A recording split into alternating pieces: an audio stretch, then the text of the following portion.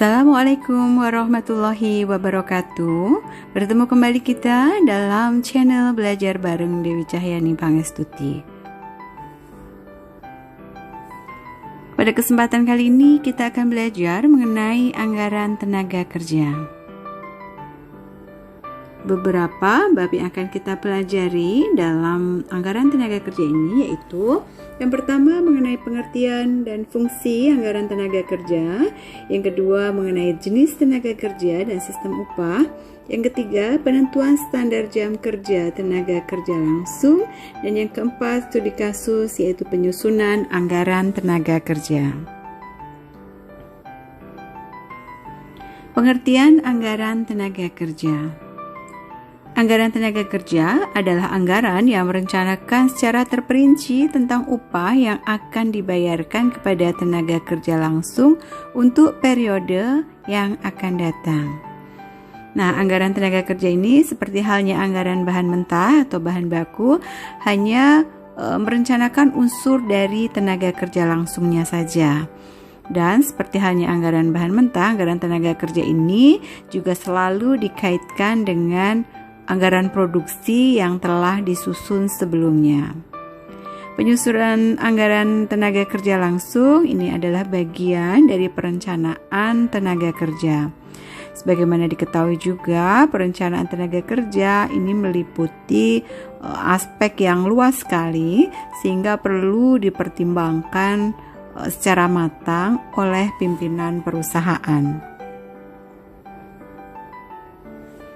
Nah, adapun jenis-jenis dari tenaga kerja, ada tenaga kerja langsung dan tenaga kerja tidak langsung. Tenaga kerja langsung ini yaitu tenaga kerja di pabrik yang secara langsung terlibat pada proses produksi dan biayanya dikaitkan pada biaya produksi atau pada barang yang dihasilkan. Sedangkan tenaga kerja tidak langsung adalah tenaga kerja di pabrik yang tidak terlibat secara langsung pada proses produksi. Nah, biasanya biayanya dikaitkan atau dimasukkan pada biaya overhead pabrik.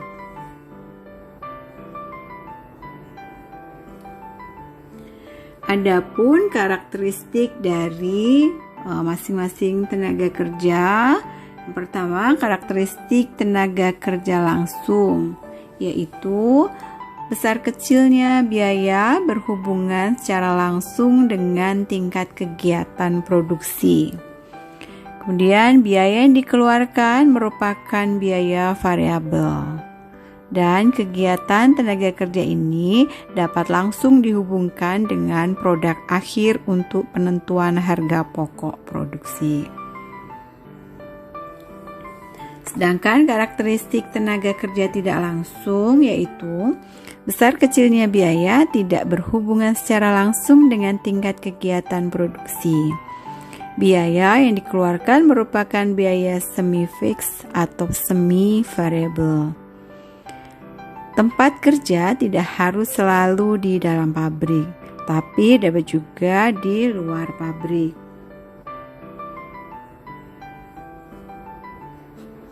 Anggaran tenaga kerja ini meliputi rencana tentang jumlah waktu yang diperlukan untuk menyelesaikan satu satuan produk, kemudian tarif upah dan juga waktu kerjanya. Hal-hal yang telah terperinci dalam anggaran tenaga kerja harus dikaitkan dengan jenis produk yang dihasilkan dan tempat atau departemen di mana tenaga kerja ini akan bekerja. Samping itu, satuan yang digunakan untuk menghitung anggaran tenaga kerja harus ditentukan terlebih dahulu. Adapun manfaat dari anggaran tenaga kerja. Penyusunan anggaran tenaga kerja yang baik akan memberikan manfaat bagi perusahaan. Antara lain, yang pertama yaitu penggunaan tenaga kerja secara lebih efisien. Kemudian pengeluaran atau biaya tenaga kerja dapat diatur juga lebih efisien. Kemudian harga pokok barang dapat dihitung dengan cepat dan bermanfaat juga sebagai alat pengawasan biaya tenaga kerja. Sebelum menyusun anggaran tenaga kerja, yang perlu ditentukan terlebih dahulu adalah satuan hitungnya. Misalnya, satuan hitung atas dasar jam buruh langsung atau biaya buruh langsung.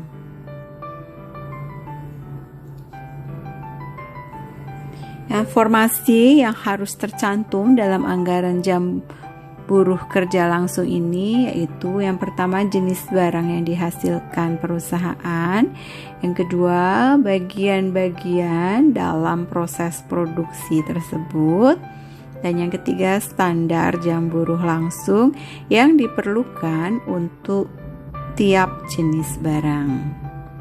Sedangkan informasi yang harus tercantum dalam anggaran biaya tenaga kerja langsung yaitu jumlah barang yang diproduksi, kemudian standar jam buruh langsung yang diperlukan untuk pembuatan produk jadi, yang ketiga tingkat upah rata-rata pekerja buruh langsungnya, yang keempat jenis barang yang dihasilkan perusahaan, dan yang kelima yaitu waktu produksinya.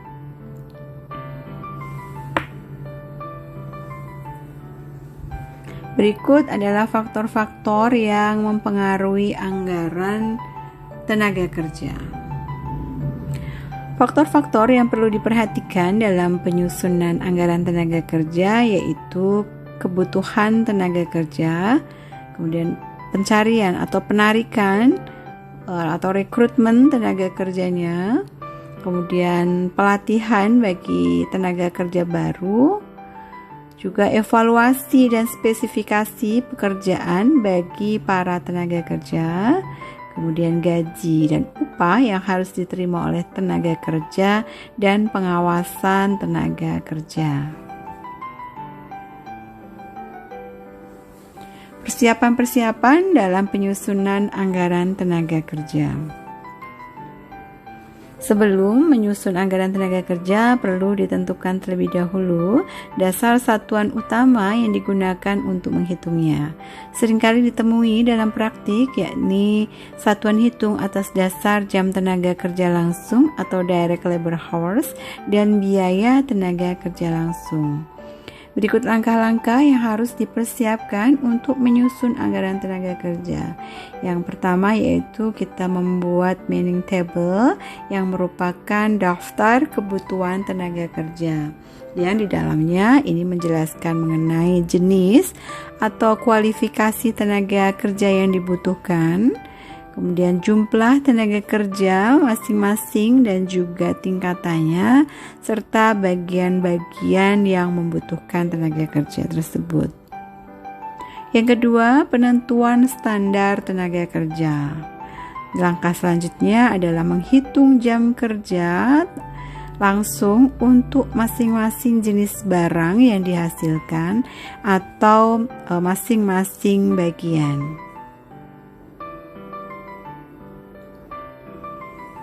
Berikutnya adalah penyusunan anggaran tenaga kerja. Anggaran jam kerja langsung adalah waktu rata-rata dalam jam yang dibutuhkan buruh produksi untuk menyiapkan satu unit produk. Standar jam kerja langsung tidak hanya diperlukan bagi penyiapan anggaran, tapi juga bermanfaat bagi untuk kontrol ya, sehingga efisiensi ini dapat dipertinggi. Anggaran jam kerja langsung merupakan bagian dari anggaran tenaga kerja yang memuat yaitu jenis barang, jumlah barang yang dihasilkan, dan bagian-bagian yang dilalui dalam proses produksi tersebut, kemudian jumlah jam buruh langsungnya, serta waktu produksinya. Untuk satu periode anggaran besar kecilnya jam kerja langsung ini akan tergantung pada yang pertama yaitu anggaran produksi.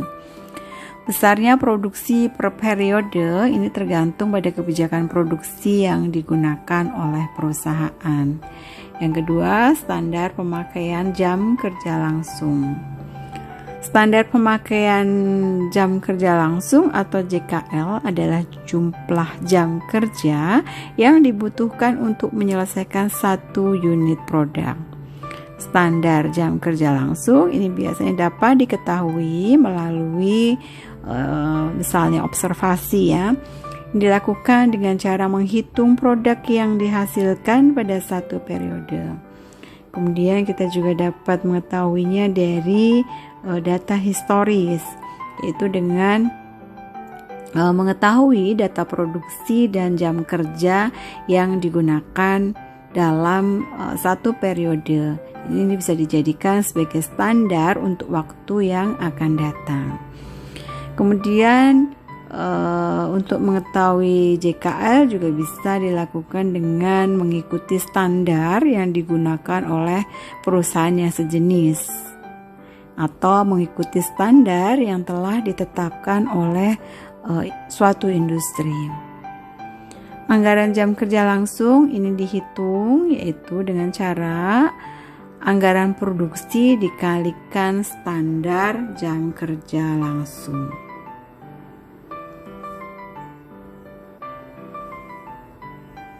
Anggaran biaya tenaga kerja langsung.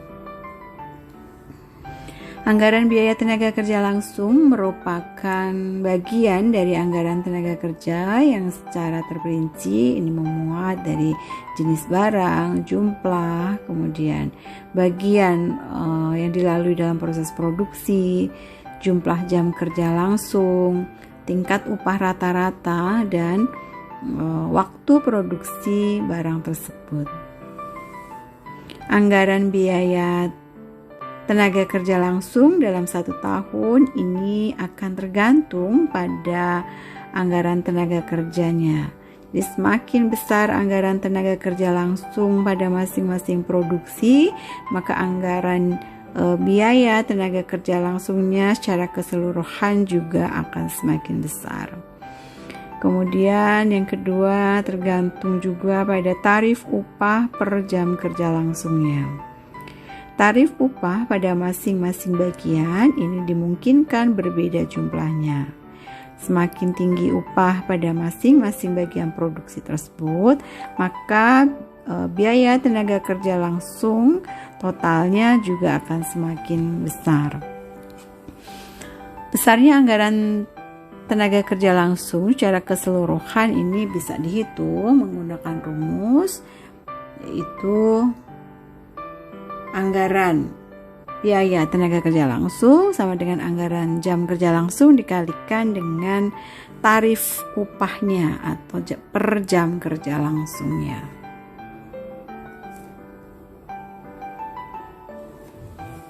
Dalam penyusunan anggaran biaya tenaga kerja, ini perlu dipertimbangkan faktor-faktor antara lain yang pertama yaitu anggaran unit yang harus diproduksi, khususnya rencana tentang jenis atau kualitas dan kuantitas barang tersebut. Yang kedua, standar waktu yang digunakan yang dapat didasarkan atas data historis atau pengalaman di waktu yang lalu, serta atas dasar penelitian yang disebut sebagai gerak waktu ya, atau time and motion study. Yang ketiga, sistem pengupahan atau sistem pembayaran upah yang didasarkan atas waktu, output, ataupun intensif.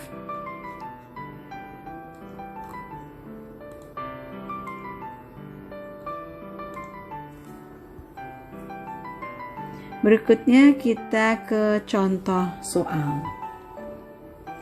PT BCA sedang mempersiapkan penyusunan anggaran tenaga kerja untuk tahun 2018. Data yang tersedia untuk keperluan tersebut yaitu rencana tingkat produksi per triwulan. Triwulan 1 jumlah produksinya 5.000 unit, triwulan 2 4.000 unit, triwulan 3 6.000 unit, dan triwulan 4 8.000 unit.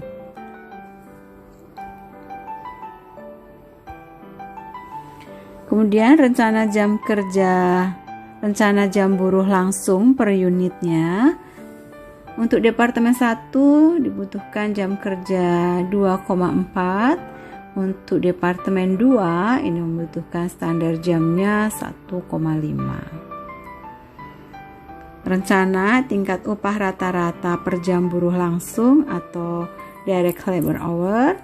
Di Departemen 1 tarifnya yaitu 500. Di Departemen 2 tarifnya 700.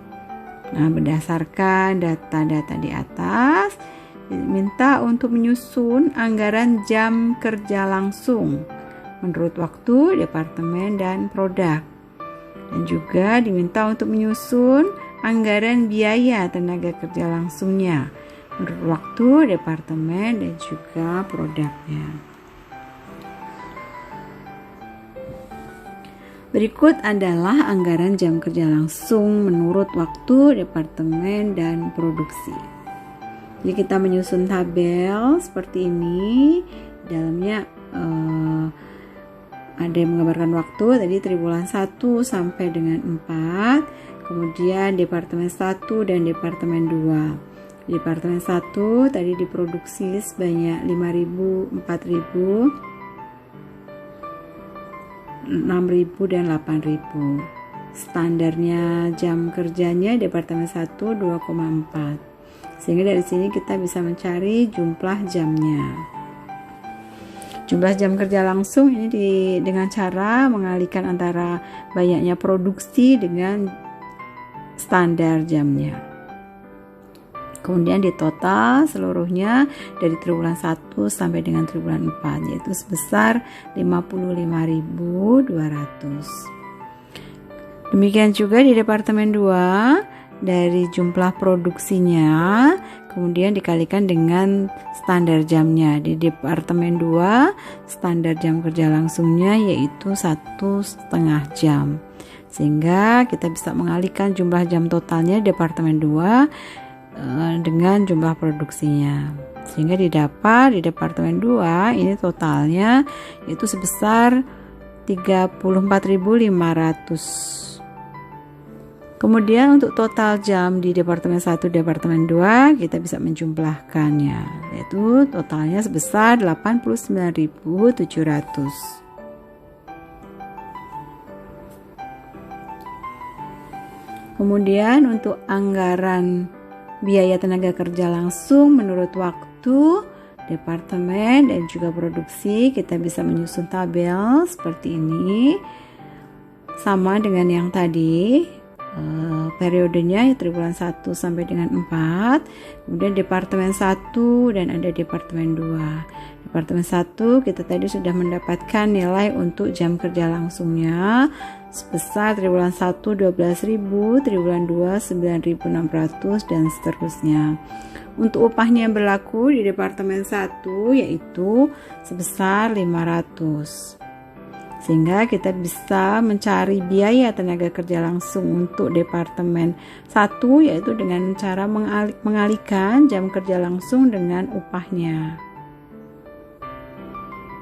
Sehingga dari triwulan 1 sampai 4 dijumlahkan, kita bisa peroleh Departemen 1 ini biaya tenaga kerja langsungnya yaitu sebesar 27.600.000. Demikian juga di Departemen 2, jamnya kerja langsung tadi sudah kita bisa dapat pada bagian awal. Kemudian kita bisa mengalihkannya dengan upah di Departemen 2 yaitu sebesar 700. Sehingga diperoleh untuk TW1 triwulan 1 sebesar 5.250.000. Dikalikan semua dari semua triwulan, kemudian kita jumlahkan sehingga di Departemen 2 kita bisa memperoleh anggaran biaya tenaga kerja langsungnya yaitu sebesar 24.150.000. Kemudian untuk total biayanya kita bisa menjumlahkannya Departemen 1 dan Departemen 2. Sehingga Seluruh biaya tenaga kerja langsung untuk PT BCA ini yaitu sebesar 51.750.000.